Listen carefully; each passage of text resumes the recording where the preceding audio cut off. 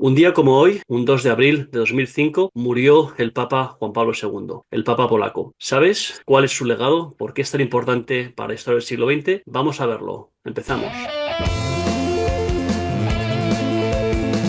Hola a todos, buenos días, buenas tardes, según estéis escuchando. Mi nombre es Gustavo Morales, soy profesor de la Universidad Politécnica de Madrid. Hoy estoy con Ángel García Cuevas. Ángel, ¿cómo estás? Muy bien, Gustavo, un placer estar otra vez por aquí. Hoy, día 2 de abril, es aniversario de la muerte de Juan Pablo II, el Papa polaco, una de las personas más relevantes del siglo XX. Creo que no se podría entender el siglo XX, especialmente la segunda mitad, si no fuera por las acciones que tomó Juan Pablo II. Vamos a hablar hoy sobre esto. Empezamos hablando un poco del contexto histórico de Juan Pablo II, Ángel. Vamos a hablar de Juan Pablo II, sí, pero para entender su legado a día de hoy, pues por supuesto hay que conocer su historia. Karol Wojtyła, que es como se llamaba antes de ser papa, nace en 1920 en Polonia. Y su vida, la verdad es que está marcada desde el inicio por grandes tragedias. Así que, Gustavo, me gustaría que nos comentaras un poquillo cómo fueron esos primeros años. Sí, pues la verdad es que es una historia bastante triste porque su madre, Emilia, fallece cuando él tiene solamente 9 años y luego su hermano Edmund, que era el hermano mayor, era médico y era para él una gran referencia, también fallece, ¿no? Con lo cual se queda como única familia con su padre que le ejerce sobre él ejerce sobre él una influencia muy importante. Y en esos años entonces es cuando empieza a desarrollar pues ese amor que tenía por algunas humanidades, ¿no? Como eran el teatro y la poesía, ¿verdad, Gustavo? Eso es una parte no muy conocida de su biografía, es que él había hecho mucho teatro, era muy buen actor y en eso se vincula con otro de los grandes del siglo XX, que fue Ronald Reagan, que también tuvo una carrera actoral. Más allá del teatro, lo que le pasó a Juan Pablo II es que se acercó a los carmelitas descalzos que había en la zona donde él vivía y le tuvo mucho interés por la vida monástica y a la espiritualidad de San Juan de la Cruz y Santa Teresa de Ávila le influyeron mucho. Y bueno, pues todo su pensamiento posterior, filosófico y teológico, se basa mucho en los escritos de estos santos, Ángel. Pues sí, no obstante, todo cambia en 1939, ¿no? Año que nosotros recordamos pues, por el final de la Guerra Civil Española, pero es precisamente cuando se produce la invasión nazi de Polonia. Ahí es cuando empieza, ¿no? Una fase clave de su vida. Una fase clave porque claro, la ocupación nazi de Polonia fue bastante agresiva, con muchas sacas de personas que se llevaban sin más explicación, entrando por la noche en las casas cuando había algún chivatazo, vecinos que muchas veces se delataban unos a otros por envidias y por rencores que tenían por otras cuestiones, ¿no? Ahí en esa época Bojtila todavía no había entrado en el seminario. Lo que hace es emplearse en una cantera de piedras donde trabaja con su fuerza física, mientras estudia en un seminario clandestino y es ahí cuando se va forjando un poco su vocación sacerdotal en esos años. Efectivamente, yo quisiera, pues a modo de paréntesis, recalcar que eso, que gracias a Dios he tenido la suerte de visitar Polonia y ya no solo por lo que tú comentas de la sustracción de personas, sino también los nazis arrasaron las ciudades. Yo en concreto ya sabes que estuve en Poznan, pero si vas a Varsovia o cualquiera de estas ciudades, pues te dicen, no, todo esto pues se tuvo que reconstruir después de la invasión nazi. Pero bueno, más allá de todo esto, pues es impresionante, ¿no? Lo que cuentas, que trabajaba de forma, ¿no? Un trabajo muy físico, muy duro y luego pues dedicaba su tiempo libre a estudiar algo que tampoco era sencillo, ¿no? En el seminario para convertirse en sacerdote. Entonces, pues con todo eso a las espaldas y no solo las piedras, llega el año clave, ¿no? El año 1978 cuando es elegido papa. Y su mirada no está solo puesta en Polonia, sino que también, pues, como no puede ser de otra manera, está puesta en el bloque soviético entero, que se había pues, constituido como la nueva potencia, ¿no?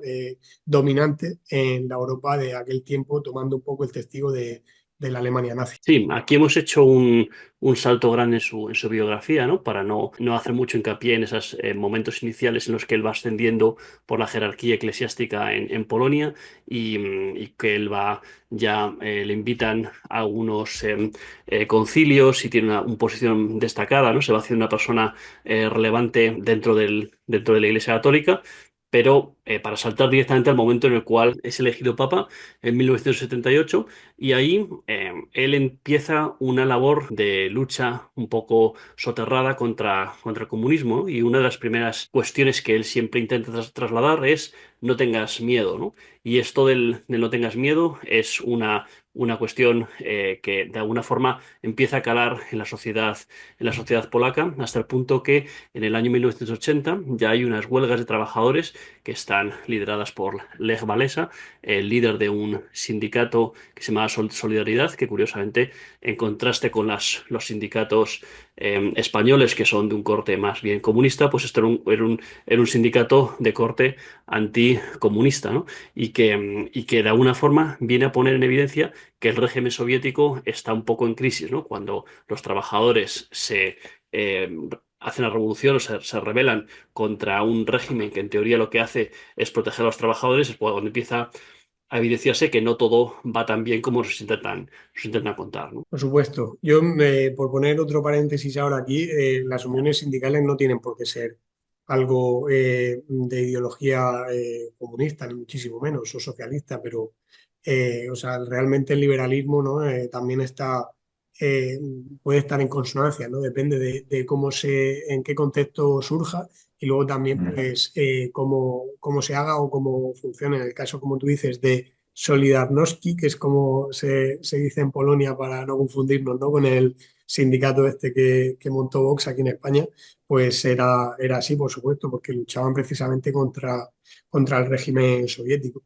Y bueno, lo que estamos hablando, al final, antes de que la Alemania nazi se posicionara, ¿no? Como una potencia que intentaba dominar la Europa en aquellos momentos, realmente el gran rival a batir era la Unión Soviética. Lo que pasa es que esa batalla, ¿no? Se tuvo que dejar pasar para un momento posterior, ¿no? Para enfrentarse contra la Alemania nazi. Claro, una vez Alemania fuera de combate, pues ya cuando estaba, ¿no? esa lucha, ¿no? Digamos, intentar pues, que prevaleciese un modelo u otro. En el caso de la Unión Soviética era el modelo comunista, en el caso de la Europa occidental era un modelo pues más liberal. Entonces, en ese contexto, ¿no? Yo siempre lo recordaré, mi profesor de historia aquí en Los Maristas, en Murcia, José Antonio Conesa, decía que Juan Pablo II fuese elegido papa fue un jaque mate, ¿no? Fue una jugada maestra a nivel internacional contra la influencia del bloque soviético. Entonces, en este contexto llega el año 1981, ¿no? Que también vuelve a ser un año clave. Primero, con el intento de asesinato del presidente Reagan en marzo, y luego con el atentado de Juan Pablo II, ¿vale? Que intentó matar al Papa el 13 de mayo de ese mismo año. ¿Fue una casualidad, te pregunto, Gustavo? Bueno, pues es difícil de creer, ¿no? Que estos dos magnicidios fueran simplemente el fruto de la casualidad en un plazo de tiempo de apenas 2 meses, ¿no? Ali Agca, el que intentó matar Juan Pablo II, tiene una serie de conexiones sospechosas, posiblemente a través del KGB, a pesar de que nunca se ha podido mostrar. Posiblemente, claro, porque lo hacen suficientemente bien como para que él ni siquiera fuera consciente en el nombre de quién estaba actuando, ¿no? En cualquier caso, el hecho de que los dos, tanto Ronald Reagan como Juan Pablo II, consigan sobrevivir a estos atentados, pues Juan Pablo hace una lectura, ¿no? De que hay una misión divina, ¿no? Que le han encomendado, que es la lucha contra el comunismo, ¿no? Desde luego, al final Ronald Reagan, pues para quien no lo conozca, su mandato, ¿no? En la Casa Blanca, pues se centró mucho en ese enemigo externo que era el comunismo, a veces con más razón, a veces con menos, por supuesto, con sus luces y sus sombras, pero en definitiva, como tú estás diciendo, ¿no? Hizo que ellos dos, ¿no? El Papa y el presidente de los Estados Unidos también junto a otra que ha aparecido en podcasts anteriores, ¿no? Como La Dama de Hierro, ¿no? Margaret Thatcher, pues eso, hablase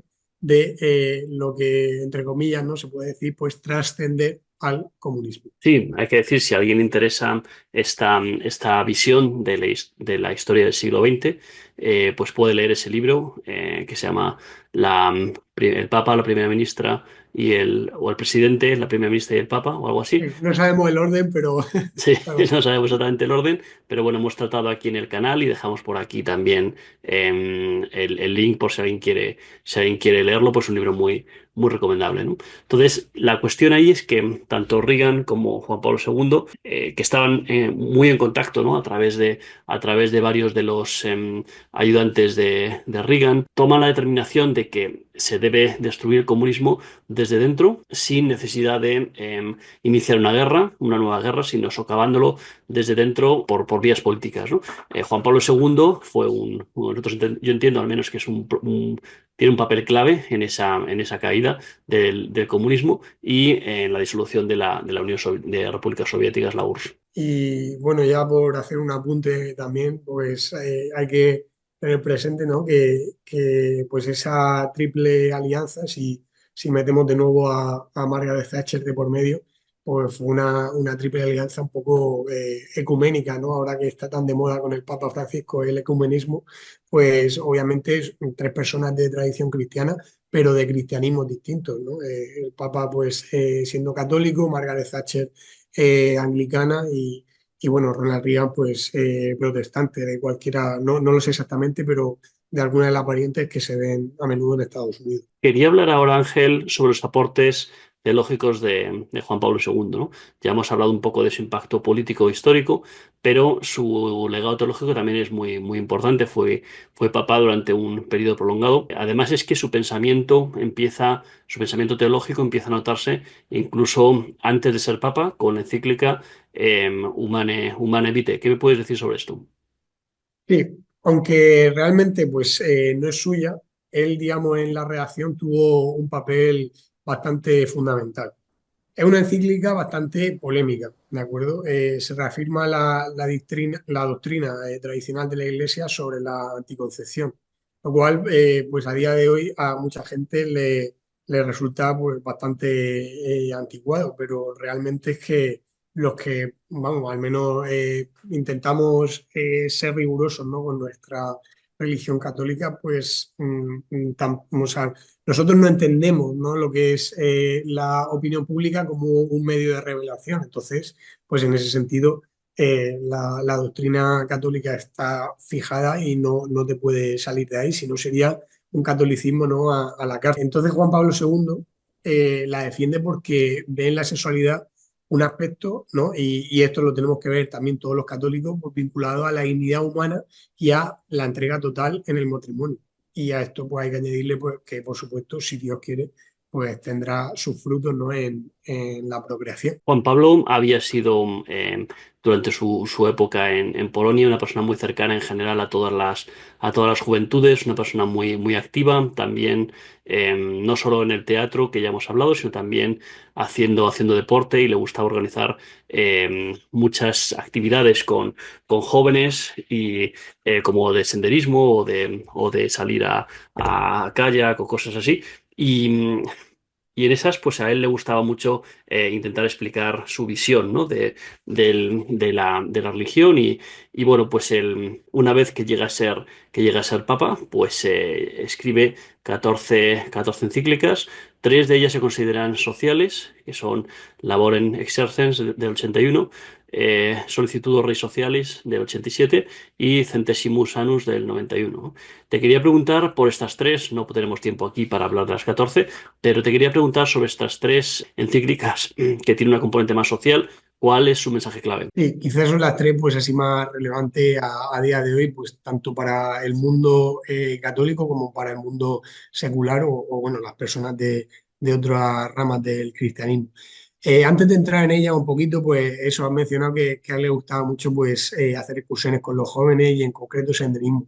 Yo lo que recomiendo mucho si alguien visita Polonia es visitar Zakopane. Es una zona, ¿no? con un senderismo espectacular y yo pues he tenido la suerte de visitarlo, ¿no? De subir al lago mítico. Hay una foto muy típica en Instagram de la que la gente hace con las montañas y, ¿no? y el lago detrás. Así que desde luego a mí me hizo mucha ilusión visitar esa zona pues sabiendo que Juan Pablo II pues iba ahí y no con los jóvenes y era una forma también de que ese mensaje suyo pues llegase de una mejor manera posible. Pero bueno, hablando de estas encíclicas, digamos que son encíclicas que a rasgos generales hablan sobre el trabajo, la solidaridad y también la economía, ¿no? Entonces, este papa rechaza tanto el comunismo, como no puede ser de otra manera, como el capitalismo sin ética. No es que rechace el capitalismo, es que pues para él el capitalismo, si eres una persona egoísta o eres una persona con una ética y una moral pues, inhumana, pues también puede ser un sistema no económico pues, torticero, ¿no? Y precisamente en Labor en Exercens, Exercens, perdón, destaca la dignidad del trabajo, ¿no? Obviamente, pues no todo vale, o sea, el trabajo tiene que ser un trabajo, pues, digno, ¿no? Con unas, digamos, circunstancias, ¿no? O con unas condiciones, si se quiere, que hagan que la persona, pues, se le reconozca su dignidad. Que por cierto es un concepto bastante importante y que daría para un podcast entero, ¿no? Sobre lo que es la dignidad para un católico. Y bueno, Rey Socialist critica la desigualdad global y Centesimus Annus reflexiona sobre la caída del comunismo, defendiendo la economía de mercado, pero obviamente con valores cristianos. Es decir, al final un sistema económico en el mundo, ¿no? Siempre va a ser algo imperfecto, ¿no? Porque las personas somos imperfectas. Pero realmente sí, ese sistema o ese modelo económico se acompaña de valores cristianos como puede ser la solidaridad, la misericordia, ¿no? Pues es un sistema que va a minimizar esos efectos adversos de que pues, esté constituido, ¿no? por seres imperfectos como somos nosotros. Entonces se puede decir que Juan Pablo II no es un defensor acérrimo del libre mercado y del capitalismo, ¿no, Ángel? Claro, es que en definitiva, si ese libre mercado, si ese capitalismo, pues no va acompañado de un cierto nivel de solidaridad, ¿no? y de misericordia por parte de las personas, pues realmente se puede hacer muy cuesta arriba y muy duro para los que están más abajo, ¿de acuerdo? Obviamente, pues es muy común, ¿no? Esa afirmación de que pues el carnicero o el panadero no hace el pan para que tú tengas de comer, ¿no? Sino que lo hace para que él pueda conseguir dinero, ¿no? y alimentar a su familia y de ese, entre comillas, egoísmo, pues todos nos beneficiamos. Ya, si eso está muy bien y todos estamos de acuerdo, pero más allá de eso, ¿no? Lo que nos define como personas es en mirar más allá, ¿no? de nuestras propias necesidades y también en mirar más allá de lo que es nuestro interés más egoísta. Nosotros, pues, obviamente, tenemos unos círculos, ¿no? Nuestro círculo más cercano, nuestra familia, nuestros amigos, queremos que estén bien. Más allá de eso, pues las personas de nuestro alrededor, incluso de nuestra nación y del mundo en general. Entonces, lo que los católicos al final defendemos es que pues la misericordia y la solidaridad es algo que debe ser inherente a nuestro modo de vida. Otra cosa distinta es que el Estado no te obligue a ser solidario o misericordia. O sea, no tendría sentido, ¿no? No tiene sentido que digan solidaridad, que los impuestos son solidaridad, porque los impuestos, como su propio nombre indica, están impuestos, ¿no? Pues sí, nos quitan dinero para, entre comillas, no repartir con los más necesitados, pero nos lo están arrebatando forzosamente, no lo estamos dando por solidaridad, es algo a lo que estamos obligados. Ya en los últimos años de Juan Pablo II escribe su libro Memoria e Identidad, que es su testamento ideológico. ¿Qué enseñanzas clave consideras que deja este libro? Sí, en realidad es una profunda reflexión sobre el mal en la historia, ¿no? y la identidad cultural de Europa y el papel del cristianismo en la sociedad. Denuncia, pues, en gran medida lo que sería el relativismo moral y la secularización extrema, ¿de acuerdo? De eliminar a Dios de nuestra vida de forma completa, que es lo que se entiende un poco por secularización extrema. Y habla del perdón como herramienta histórica y de libertad, ¿no? Como algo inseparable de la verdad. Al final, pues eso en este libro habla de las dos ideologías del mal.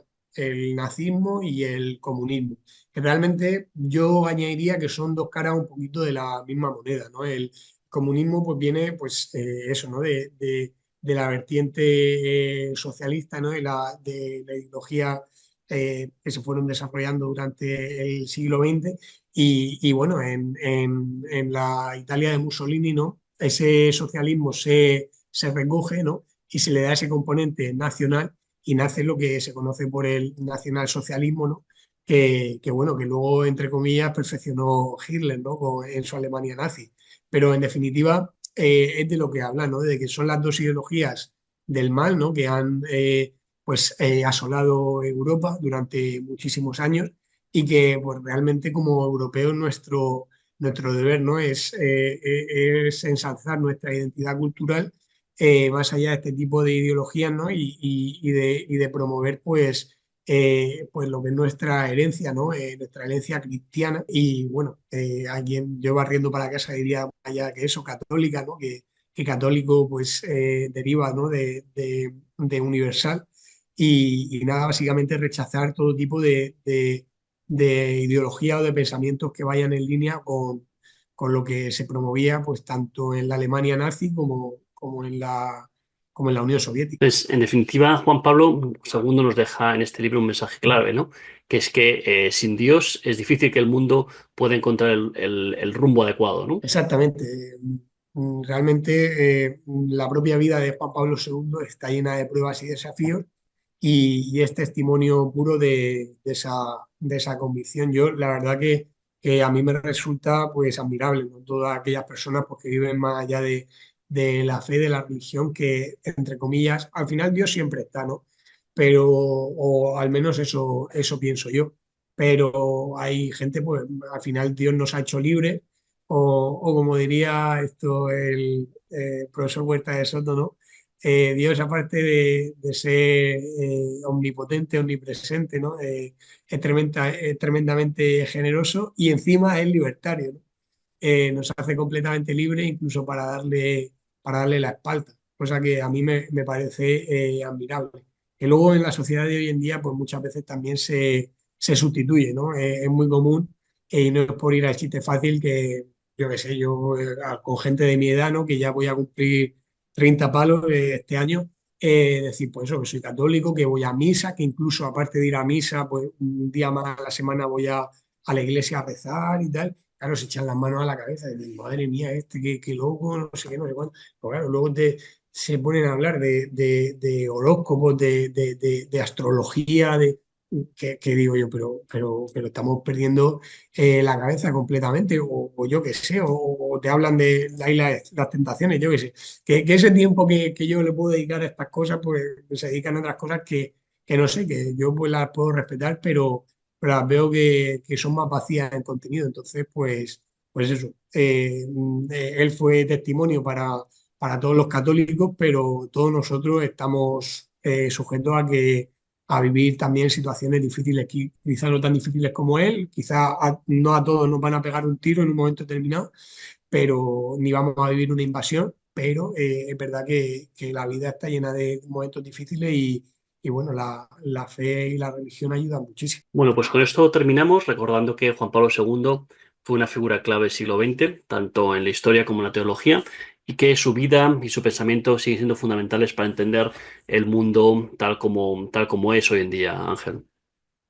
Sí, y es que su legado pues, nos invita a reflexionar mucho sobre el papel de la fe, de la moral y la responsabilidad en nuestras sociedades. Yo estoy completamente convencido y tengo muchos ejemplos a mi alrededor de gente completamente, o sea, con una moral y una ética muy sólida, con unos valores humanos increíbles bueno, no tienen el don de la fe y es que no es necesario para eso, para intentar construir una sociedad buena. Pero yo sinceramente pues, considero que soy más débil, ¿no? Y a mí por lo menos mi religión y mi fe me ayuda mucho a intentar, ¿no? Ser mejor persona y mejor ciudadano, por supuesto. Muy bien, Ángel, pues con esto nos despedimos y nada, espero que podamos vernos en algún otro vídeo próximamente. Así, hasta la próxima, Gustavo. Un placer estar de nuevo contigo por aquí. Saludos, hasta luego.